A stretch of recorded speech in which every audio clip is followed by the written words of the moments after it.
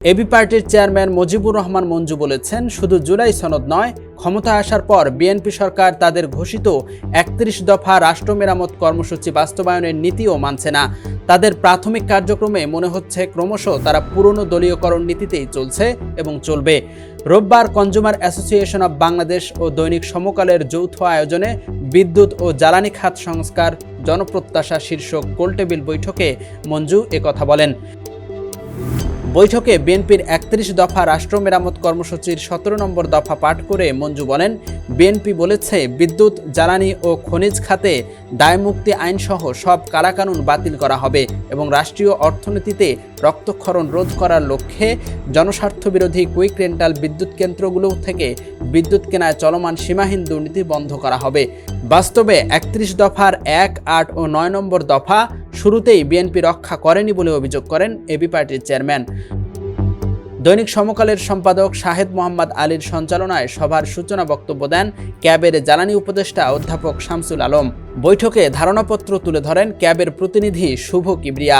গোলটেবিলে অনলাইনে যুক্ত হন বিদ্যুৎ, জ্বালানি ও খনিজ সম্পদ মন্ত্রী ইকবাল হাসান মাহমুদ টুকু।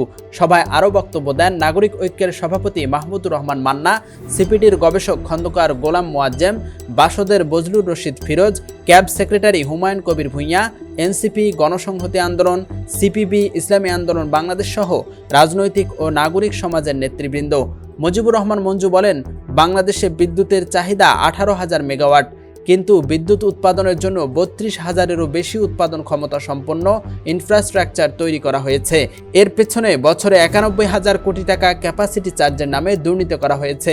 তিনি প্রশ্ন রাখেন, নির্বাচনে বড় বড় ঋণ খেলাপিরা অংশ নিয়ে এমপি হবার পর তারা কিভাবে এই দুর্নীতি ও অপচয় থেকে দেশকে উদ্ধার করবে? মঞ্জু বলেন, এই সংসদকে আমরা পর্যবেক্ষণ করব। তারা যদি রাষ্ট্রের সমস্যাকে প্রাধান্য না দিয়ে অতীতের মতো অহেতুক রাজনৈতিক বিতর্ক নিয়ে সময় কাটাতে চায়, তাহলে আমরা যারা নির্বাচনে জিততে পারিনি কিন্তু বিপুল সংখ্যক নাগরিকের সমর্থন পেয়েছি, তারা একটি ছায়া সংসদ তৈরি করতে বাধ্য হব। ইউএফটি ফার্স্টের সাথে ট্রেড করুন যে কোনো জায়গা থেকে। ক্যাম্পাসে ক্লাসের ফাঁকে, ঢাকার জ্যামে বসে কিংবা ঘরে বসে, ট্রেডিং এখন হাতের মুঠোয়। তাই ট্রেড করুন যখন খুশি, যেখানে খুশি।